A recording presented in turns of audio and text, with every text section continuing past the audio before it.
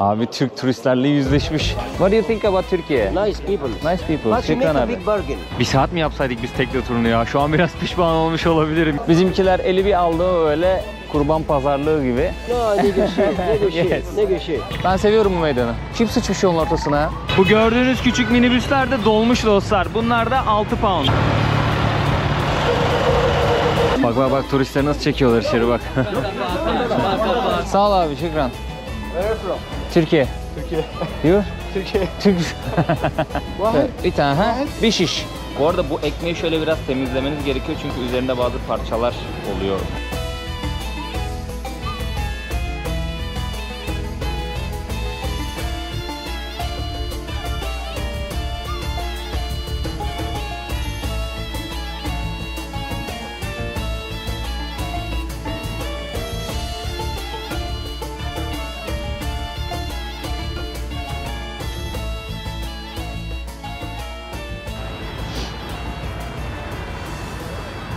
Şahane bir gün batımı var valla.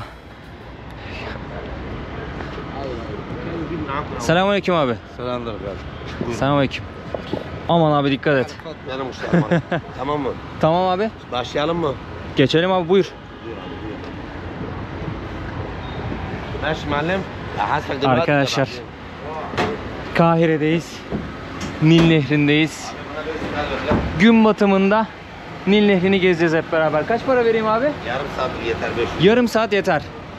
Yarım saate 500 dinara anlaştık. Buyur abi. Ömer abi ayarladı tekneyi sağ olsun. 10 dolara ayarladık yarım saat. Bize özel tekne bu arada. Tamamen bize özel. Yani öyle bir turla falan katılmıyoruz. Turla gelirseniz 1 saat falan dolaştırıyorlar. 15 dolar. Ama abi biz dedik ki tek başımıza gelelim bir gezelim. Gönlümüzce istediğimiz yere götürecek. Yarım saat tekne bizde. 500 Mısır pound yapıyor o da. Hemen karşıda binaların arasında. Giza tarafına bakıyor şurası dostlar. Bir önceki videoyu hatırlıyorsanız piramitleri gezmiştik. Hemen karşı tarafta kalıyor. Çünkü piramitleri Nil'in batı tarafına inşa etmişler dostlar. Bunun sebebi de ölümden sonraki yaşama inanç. Yani güneş o taraftan batıyor, gün bitiyor, hayat bitiyor, yeni bir hayat başlıyor anlamında düşünebilirsiniz bunu. Öyle bir tasvir var. Kahire'yi gün batımında göreceğiz. Burası 20 küsür milyonluk, 20-22 milyonluk bir metropol dostlar. Şehrin merkezi 10 milyon. Banliyölerle birlikte 20 küsür milyonluk bir nüfusa ulaşıyor. Şu an biz şehrin merkezindeyiz. Gördüğünüz gibi bir sürü tekne var, yat var. Kimi bizim gibi böyle yarım saatlik, 1 saatlik ya da dilerse tabii daha da fazla kiralayabilir. Parasını veriyor, tek başına geziyor ya da kendi ailesiyle geziyor. Şahsa özel, aileye özel. Ama turlar da var, turlara da katılabilirsiniz. Onlar biraz daha müzikli, şaşalı, bazıları yemekli, kalabalık turlar. Ben öyle gürültülü bir alan istemedim. Dedim ki rahat rahat bir görelim. Yani bir kere gezeceğiz burada. Yeni bir videoya da buradan başlamış olalım dostlar. Umarım iyisinizdir, keyfiniz yerindedir, sağlığınız yerindedir. Yani Nil Nehri'ndeyiz. Biliyorsunuz Amazon Nehri'ni gezdim. Günlerce yolculuk yapmıştım. Dünyanın en uzun nehirlerinden bir tanesi. Şimdi de yine dünyanın en uzun nehirlerinden bir tanesi olan Nil Nehri'nin üzerindeyiz. Kahire kısmındayız. 6650 kilometre falan değil mi abi? Öyle bir şey olması lazım. Burada tabii hemen Nil'in kenarında büyük oteller var. Geceliği 200-300 dolarlık. Tabii ki uyguna kalabileceğiniz opsiyonlar da var. Yani 4-5 dolardan başlıyor Kahire'de konaklamak isterseniz. Seçenekler böyle 10-12 dolara tek başınıza odada da kalabiliyorsunuz. Yani Türk lirasıyla gezebileceğiniz bir ülke Mısır. Yani kazancınız çok yüksek değil diyelim. Birazcık para biriktirdiniz. Uçak biletleri de çok pahalı değil. Mısır'a gönül rahatlığıyla gelip gezebilirsiniz dostlar. Zaten seyahatimi takip edenler bunu fark etmişlerdir. Şurada bir tane tekne var. Bir başkadır benim memleketim şarkısı çalıyor. Büyük ihtimalle Türk bir grup var orada. Onlar için açmışlar. Ya da kendileri rica etmiş de olabilirler. Çok fazla Türk turist geliyor buraya. Çünkü uçak ucuz, konaklama uygun, yeme içme uygun. Tabii ki de Mısır'a geldiğiniz zaman pazarlık yapmanız gerekiyor dostlar. Yani 1 ise 5 diyor. İşte 5 ise 20 diyor. Birkaç katı fazla söylüyor. Ne kadar sizden koparabilirse kar. Maalesef böyle bir durum var yani. Bunu hangi turist gelirse gelsin buraya hepsinden istisnasız en az birkaç kere duyarsınız. Pazarlıkla fark ediyorsunuz ki 10 dolarlık şeyi bakmışsınız 1 dolar almışsınız yani. Ama dediğim gibi uygun bir memleket. Gelip gezebilirsiniz Mısır'ı eğer bir fikriniz varsa, seyahatle ilgili bir düşünceniz varsa. Çok öyle tehlikesini de görmedim açıkçası Mısır'ın. Güzel bir ülke, ilginç bir tarihi var, ilginç bir kültürü var. İnsanlar sıcakkanlı, birazcık kazıklamaya çalışıyorlar dediğim gibi ama bir şekilde geçiriyorsunuz yani gününüzü, vaktinizi. Keyif alıyorsunuz. Ben alıyorum şahsen. Yandaki şeyin, teknenin ismi Piramit. Ölürüm Türkiye amaçlılar şimdi de. Tamam. Kesin Türk grup. Oldukça tarihi bina var, camiler var, yapılar var. Şu an yani karşıda mesela 2 tane tarihi cami görüyorum. Arka mahallelere gidiyorsunuz, tarihi yapılar, camiler. Güzel bir ülke yani. Ben şu ana kadar keyifli vakit geçiriyorum burada. Nil Nehri'nin çevresinde papirüs kağıdı yetişiyor dostlar. Yani daha doğrusu papirüs bitkisi yetişiyor. Onun gövdesinden papirüs kağıdı elde ediyorlar. İşte gövdesini kesiyorlar, suda bekletiyorlar. Bir gün suda beklettikleri zaman beyaz papirüs elde ediyorlarmış. Bir hafta beklettikleri zaman da kahverengi papirüs elde ediyorlarmış. Daha sonrasında böyle yatay ve dikey şekilde o papirüsleri o suyun içinde beklettikleri papirüsün gövdesini, onu tabii kesiyorlar önce kabuğunu. Koyuyorlar böyle yatay dikey şekilde, presliyorlar bir hafta boyunca. Çıkarttıktan sonra papirüs kağıdı oluyorlar. Onu bir hafta karanlıkta kurutuyorlarmış. Bu şekilde papirüs kağıdı elde ediyorlar. Antik Mısır döneminde o kağıdın üstüne yazı yazmaya başlamışlar, şekiller çizmeye başlamışlar ve böylelikle kütüphanelere kitap koymaya başlamışlar ve insanlık tarihi adına çok önemli bir adım tabii papirüsün bulunması. Buradaki krallık papirüsün ihracatını da yapmış. Ve bu şekilde ekonomik bir gelir de elde etmiş papirüs bitkisinden ve kağıdından. Ve bu medeniyet, Mısır medeniyeti gelişmiş yani. Ekonomik kazanç. Efendim ne söyleyeyim, işte İskenderiye Kütüphanesi'nde birçok kitap sağlayabilmişler bu şekilde. Bir sürü bilim insanı, o dönemin bilim insanı gelmiş İskenderiye Kütüphanesi'nde çalışmış. Bilim üretmiş, eser üretmiş bizler için. Ama parşömenin icadına kadar bu papirüs önemliymiş. Parşömenin icadından sonra parşömen daha dayanıklı olduğu için artık onun üzerine yazılmaya başlamış. Derken bugünlere gelmişiz dostlar. Nil'in kıyısına inebiliyorsunuz bazı noktalarda. Gelip buradan manzara izleyebilirsiniz. Ne kadar güzel bir gün batımı var ya. Gerçekten kıpkızıl, baksanıza karşı taraf. Şahane bir gün batımı var. Bir saat mi yapsaydık biz tekne turunu ya? Şu an biraz pişman olmuş olabilirim yarım saat yaparak.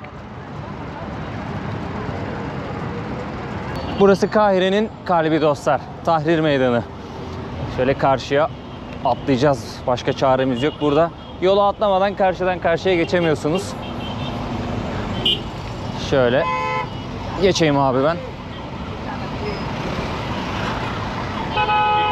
Hemen karşıda da Ulusal Müze var bu arada. Tutankamon'un hazinesi orada sergileniyormuş. Bedeni orada mı bilmiyorum, yani mumyası orada mı bilmiyorum. Baksana da şu kalabalığa. Yani buradan geçiyoruz mu? Geçiyoruz abi. Ablam izin verirse geçeceğiz. Abi burada vermez. Burada yolu kendin alman gerekiyor zorla. Hey!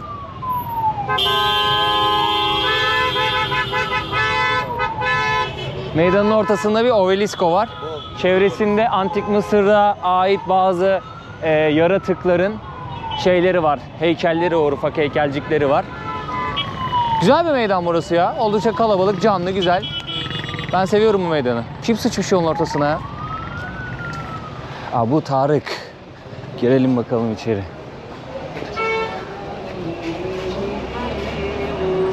Selamünaleyküm. Oo, kalabalık var. Geç abi gel. Gel sen. Kolay gelsin, selamünaleyküm.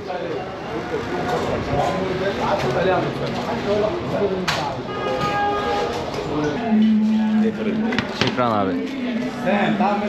Arkadaşlar şimdi koşar yemeğe geldim. Mısırlıların ulusal yemeği. pirinç, makarna ve mercimekten yapılıyor. İçerisinde nohut parçaları var. Yanında böyle bir tabak getirdiler. Burada da limon var, nohut var, domates sosu var ve kızartılmış soğan parçaları var. Öncelikle domates sosumuzu dökeceğiz. Şöyle alıyorum sosu. Domates sosunu böyle hepsini bol bol döküyorum. Daha sonrasında nohut dökelim. Tat olsun. Hatta dök hepsini ya, yeriz. En sonda kıtır soğanları döküyoruz. Şöyle yayalım iyice tabağımıza. Hepsini döktükten sonra karıştırıyorsunuz. Şöyle karıştıralım hemen. Bunun ismi dediğim gibi koşeri, Mısırlıların ulusal yemeği.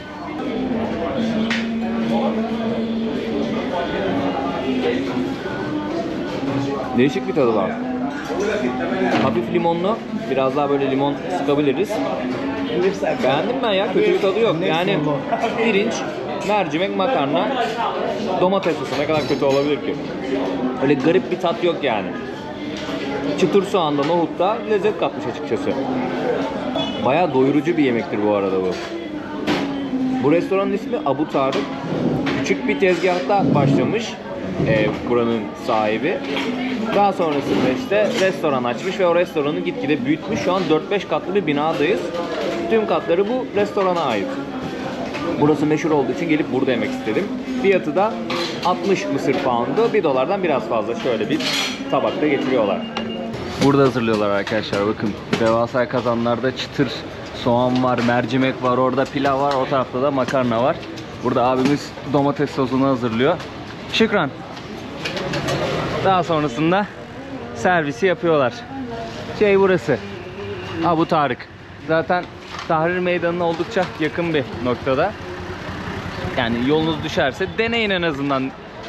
Bence çok kötü değil. Güzel, yani mükemmel bir yemek değil. Yani şey gibi düşünün ya, gerçekten gariban yemeği yapmış adamlar. Ve ulusal yemek olmuş yani.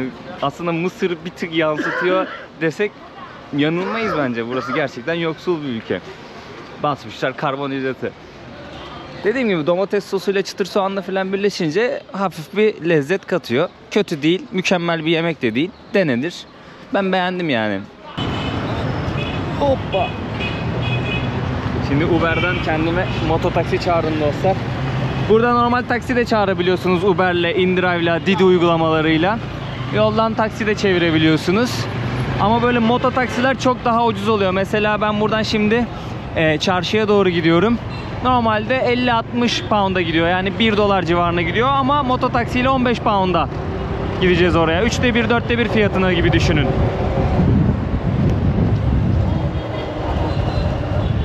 Kifak.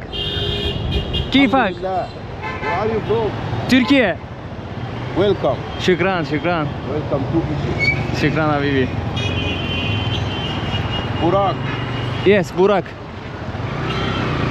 And your name? Taha. Baha. Nice to meet you. Bu gördüğünüz küçük minibüsler de dolmuş dostlar. Bunlar da 6 pound. Ama tabi sormanız gerekiyor nereye gidecekseniz. Çünkü şehrin her bölgesine böyle minibüsler gidiyor. Bakar mısınız şu trafiğe?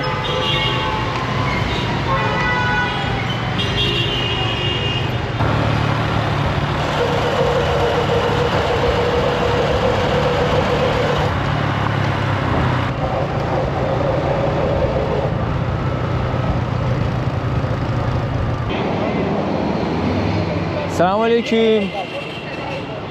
How much? 55. Portakal suyu. 55. 55. Kardeşimden bir portakal suyu alayım şimdi, burada taze taze sıkıyor bize. 50 pound'a satıyor. O da ne kadar işte? $1. No ice, no ice. No ice. No ice. Aha. Buz almayın. Buzlu bir şey içmeyin dışarıda bilmediğiniz yerde. Kardeşimin böyle bir seyyar tezgahı var. Bu nar suyu filandır ya da pekmez suyu da olabilir. İşte portakal suyu yapıp satıyor. Sağ olsun bana taze taze sıkıyor şimdi. Dilerseniz böyle şişede de alabiliyorsunuz. Şöyle sıkıp dolduruyorlar şişeye. No, oradan sen bana ver ya. Taze taze içelim, buradan sıkılmış. Şükran, şükran. Habibi. Şöyle bir meyve suyu. Eminim bu 50 pound değildir, daha ucuzdur. Ama kardeşimiz kazansın. Burası Atabe bölgesi. Kahire'nin içinde. Han Halil Çarşısı'na çok da uzak sayılmaz aslında. Sürekli bir sokak pazarı var burada. Her yerde böyle kıyafet satıyorlar. İşte seyyar satıcılar var. İşte yiyecek içecek satıyorlar. İnsanlar geliyorlar burada, günlük ihtiyaçlarını karşılıyorlar anladığım kadarıyla. Öyle bir pazar. Han Halil Pazarı, oraya da gideceğiz tekrardan. Önceki videolarda gezmiştik ama bu videoda da göstermek istiyorum. Çünkü çok büyük ve çok güzel bir pazar, çarşı orası da. Orası biraz daha turistik. Ama burası tamamen yerel bir pazar. İnsanlar geliyorlar, ihtiyaçlarını karşılıyorlar, pazarlarını yapıyorlar, meyvelerini, sebzelerini alıyorlar. İşte kıyafet alacaksa onu alıyor. Böyle bir yeri de gelip gezin isterim yani, Mısır'a eğer gelirseniz, Kahire'ye gelirseniz. Her yere seyyar tezgah atmışlar. Sürekli bir karmaşa, sürekli bir kaos, korna sesi, araç trafiği, yanınızdan vızır vızır motorlar geçiyor.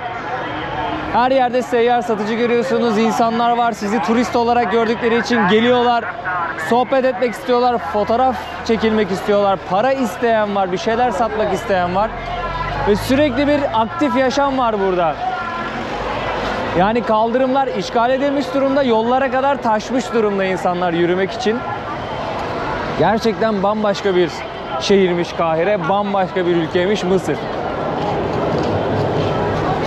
Sudan'dan ve Suriye'den çok fazla insan buraya gelmiş, göç etmiş, bir hayat kurmuş.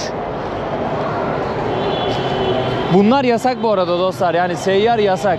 Ama ve lakin işte zabıta, polis gelene kadar böyle satışlarına devam ediyor insanlar, ekmeğinde yani.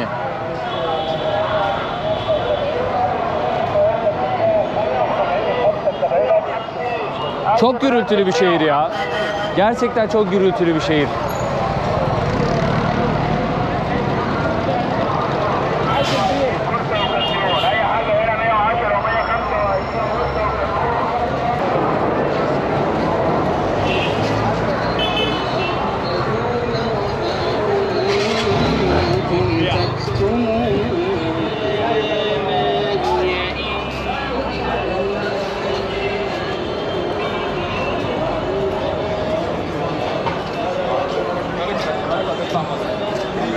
Burası da elektronikçiler pazarı olsa gerek. Her yerde telefon parçaları falan satıyorlar.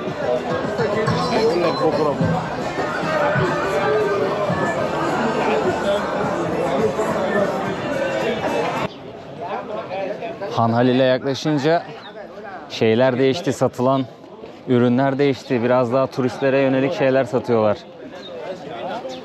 Arapların kafaya taktığı şeyler. Aa, Şükran abi, gösteriyorum sadece. You make YouTuber. Yes, yes abi. It's şalvar. Böyle şalvarlar var. This is for lady. This is for lady. I have for men. Ha, bu Tayland'da satılan şalvarlardan var. This is Egyptian camel. Egyptian camel, aha. Yes. How much abi? For example, how much? 350. 350. Buna 7 dolar diyor abi. What is the last price? Where are you from? Turkish. Türkiye. Yaveş yaveş. Hasan Şaş abi. Eyvallah. I'm looking. Kamera. How much abi last price? $5. 5 dolar. Yes. You speak Turkish? A little. A little. Number. Ah, okay. Lots of Turkish Yes, tourists. many Turkish here. Many Turkish, really. What do you think about Turkey? Nice people. Nice people. But you make Şükran a abi. big bargain. Bargain? What is? For how much you say Ah, this one? yes, negotiate. No, negotiate. Yes. Negotiate. Your culture, our culture. It's Yes, same. same culture. Same culture abi. Şükran. Thank you. Eyvallah abi. Teşekkür ederim abi. Şükran. 7 dolardan 5 dolar indi şalvar için ama o bile pahalıdır yani, eminim.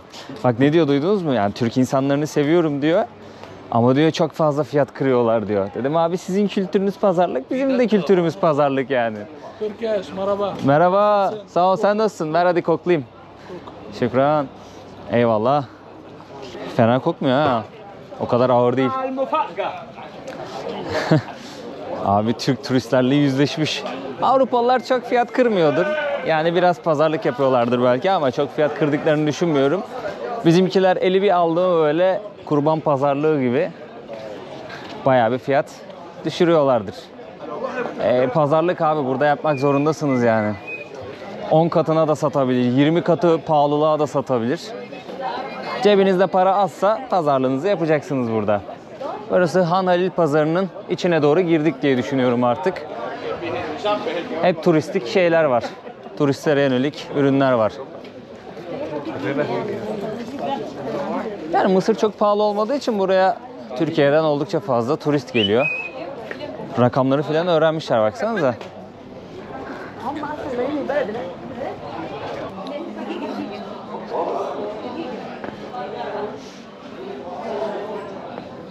Çok güzel şeyler yapmışlar. Selamünaleyküm abi. Böyle küllükler var. Bunu ne için kullanıyorlar acaba? Işık. Aynen. Şöyle içerisine bir lamba koyuyorlar. Güzel ışık oluyor. Bakayım abi. Sırtımda çanta var da devirmeyelim bir şeyi. Burada böyle bardaklar var. Üzerine bazı figürler işlemişler. Burada farklı renklerde piramitler var. Hediyelik eşya olarak alabilirsiniz. Genelde böyle üçlü set olarak satıyorlar. Abi, how much this three for example? 3 pieces? Three pieces. Yeah, 600 baht. 3 tanesine 600 3. diyor. O da 12 dolar civarı bir şey yapıyor. Bu çay bardağı var burada, baksanıza ne kadar ilginç. Porselenden çay bardağı yapmışlar. How much abi the set? 3000. 3000. 3000 diyor bu sete. Bu set 3000. Mısır poundu. Hatırlıyorsunuz, Ömer abiyle gezmiştim ben. O ne kadar uygunu almıştı bana. Yani hem benim için pazarlık yapmıştı, hem de tanıdık bir yere götürmüştü. Ben 7 parça şey aldım. 500 pound verdim. 7 parça yani. 3 tane o piramitten almıştım ben. İşte Firavun heykelleri, böyle antik yaratık heykelleri falan almıştım Mısır döneminden. 7 parça güzel heykel, 500 pound yani 10 dolar. Sadece 3 heykele 12 dolar diyor. Pazarlıkta 10 dolara verir işte. Güzel görünüyor yalnız bunlar. Antikacılar da var. Çarşı çok güzel ya. Yani çarşı pazar gezmeyi seviyorsanız Mısır'ı çok seversiniz bence.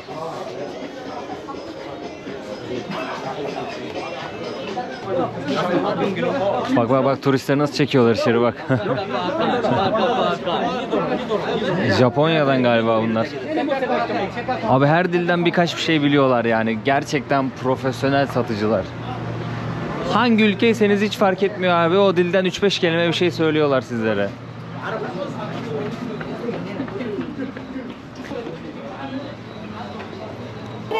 Nereden buldun tuvalı?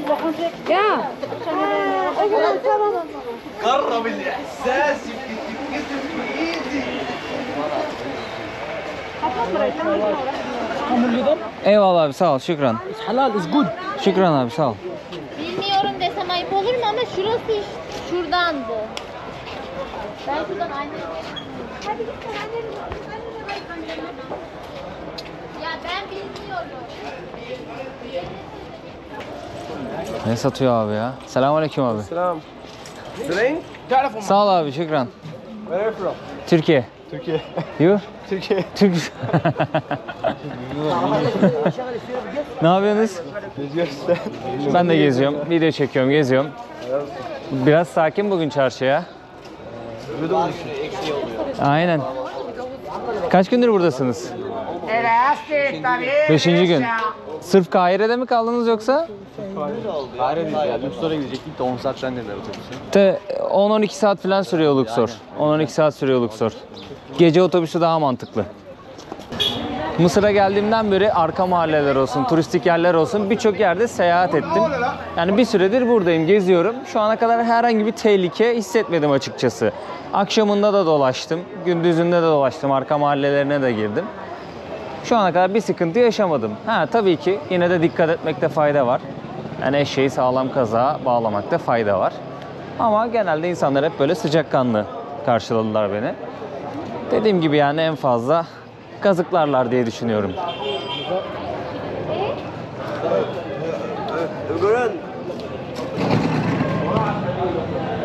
Abi nereye baksanız bir tarihi eser ya. Bir medrese, bir cami. bir tarihi yapı. Görüyorsunuz yani. Tahmin ettiğimden çok bambaşka bir şehir çıktı Kahire. Bazen böyle yoruyor insanı kalabalığı, gürültüsü. Ama canlı ya, işte o çekiyor insanı.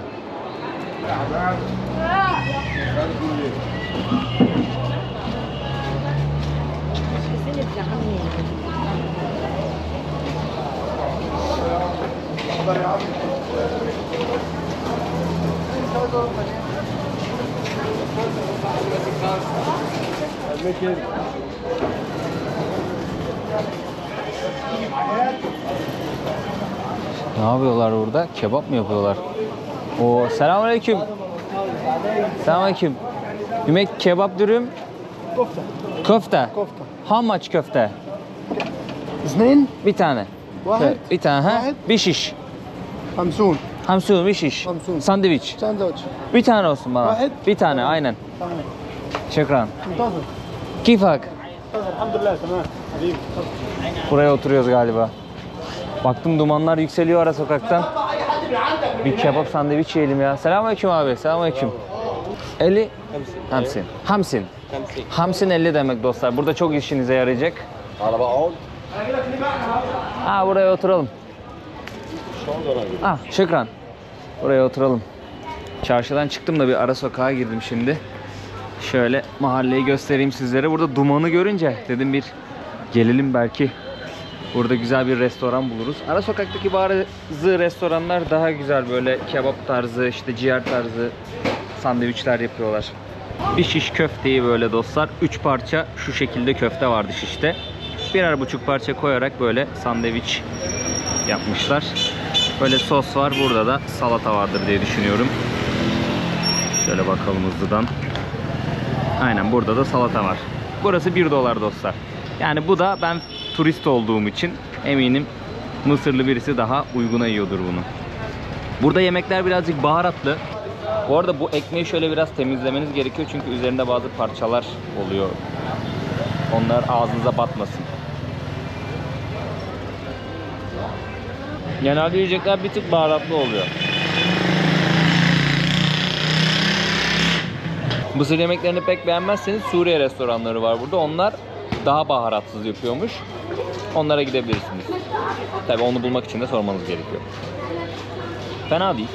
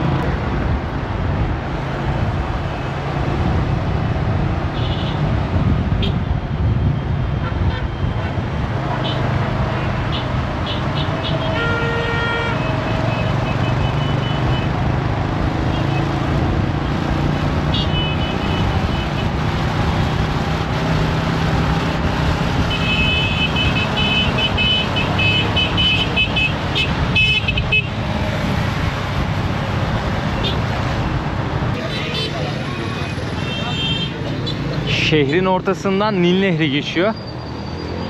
Farklı birkaç tane köprü yapmışlar. Birbirine bağlıyor şehri. Bu köprünün iki başında da hem sağda hem solda olmak üzere iki tane böyle devasa aslan heykeli dikmişler. Tabii akşam vakti kaldığımız için feci bir trafik de görüyoruz aynı zamanda. Hello.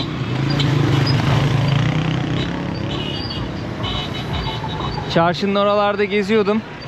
Dedim bir akşam trafiğini deneyimleyeyim. Atladım motora, mototaksiye. Köprünün bu tarafına geldim. Yani Nil'in karşı tarafına geçtim. Şimdi hostelimin olduğu tarafa doğru yürüyorum. Videoya Nil'in gün batımında başlamıştık. Sonunda da yine Nil'in gün batımında. Şükran. Nil'in gün batımında bitireceğim. Kahire'den de son videoydu ayrıca dostlar.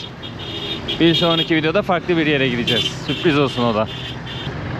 Buradan kalabalık grupların bindiği böyle tekneler var. Dilerseniz videonun başında da anlattım. Şahsi olarak da kiralayabiliyorsunuz tekne. Güzel oluyor yani, gün batımında Nil üstünde gezmek keyifli. Bu videoluk bu kadar arkadaşlar. Bir sonraki videoda görüşmek üzere diyeyim. Birazcık yoruldum ben de, gideyim dinleneyim. Çalışmam da gerekiyor aynı zamanda. Videoları yetiştirmem gerekiyor sizlere. Kanala abone olursanız, videoları beğenirseniz, yorum atarsanız çok sevinirim. Emeğimin karşılığını almış olarak görüyorum böylelikle. Kendinize çok iyi bakın. Adios amigos diyorum.